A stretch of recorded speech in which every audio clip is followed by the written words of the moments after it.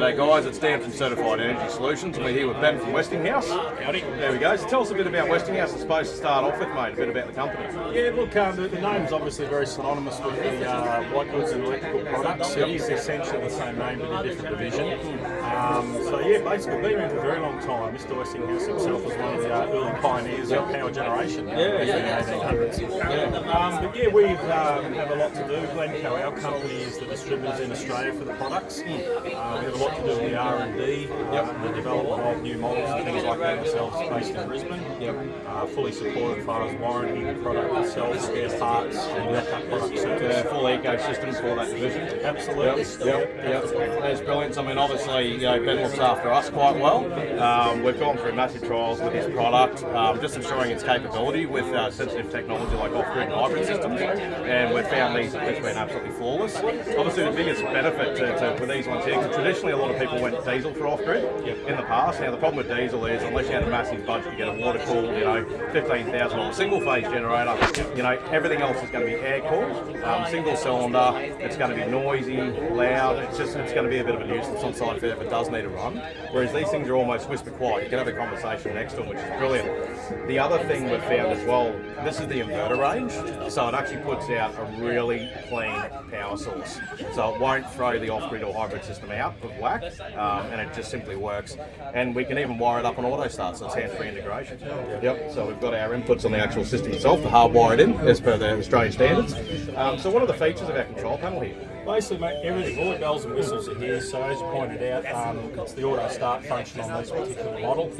You can actually activate that or deactivate it. So if you did want to use the generator for other purposes out in the paddock, around the home, whatever, you can certainly do that. It's not all that hard to disconnect. The only tricky bit with off-grid or hybrid is that's the hardwired. So that's the only downfall to it. So I mean, generally, if we can do these generators if you want just to plug it into a switchboard in your house without a battery solar system. This is a simple backup device. We can actually have them as a plug-in device.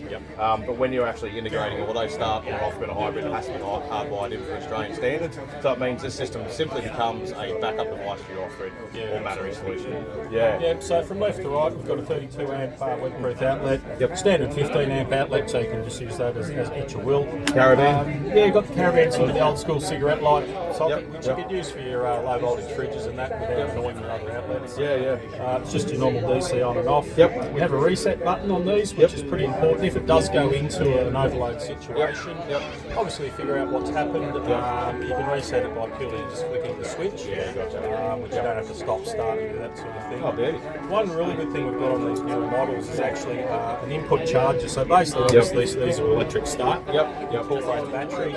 Should the battery get low for whatever reason, you don't have to go and pull the battery out on the site to get to the battery. We supply a little charger in here, basically just charges up, onboard system, and away you go. That's right, and we actually normally put a general power point next to the system, and we've been plugging in those chargers, so maintenance charges that battery 100%, so it's always going to be kind of ready to go. DC breaker, basically this is all your two wires set up here, either on or off.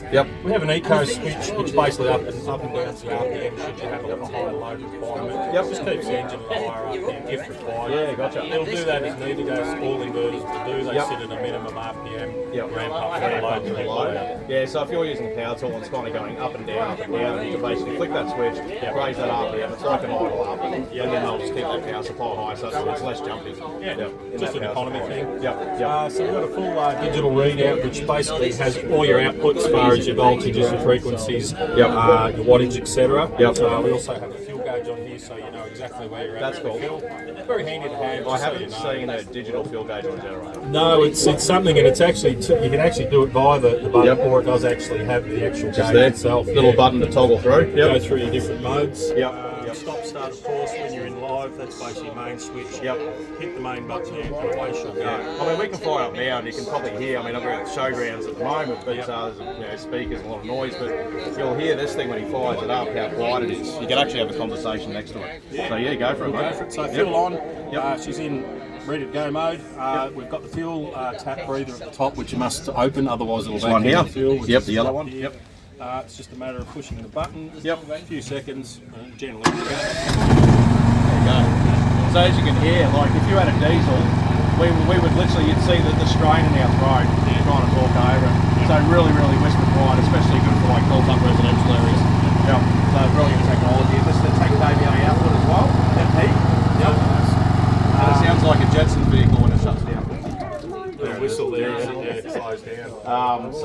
10 kVA peak output, but I mean, realistically, you don't want to be loading any more than how much would you reckon be a safe kind of limit? Yeah, we continuous or running wattage, as we call it, is 8200 watts. So essentially, that's what you've got there full time. It certainly will peak up to the 10 kilowatts. But yeah, your safe factor is around that 82 watts. Yeah, that's and we normally set in our hybrid and off-grid systems around about a 6 kV or 6 kilowatt kind of input on that charge rate. It just means obviously it's not revving as hard, it's not working it too hard, and it's not going to go through the petrol as quickly either. So it's just a nice steady kind of supply. Anyway, so that's pretty much it. Really easy serviceability on it as well. Probably do a separate video about that, how to do it maintenance regime on this product here. And yeah, we'll probably have a look at the open chassis one at some stage over the weekend too. Yeah, we'll go through that at the models. Lovely. All right, thank you. Thanks, Cheers. Dan. All right, thanks, mate. Cheers.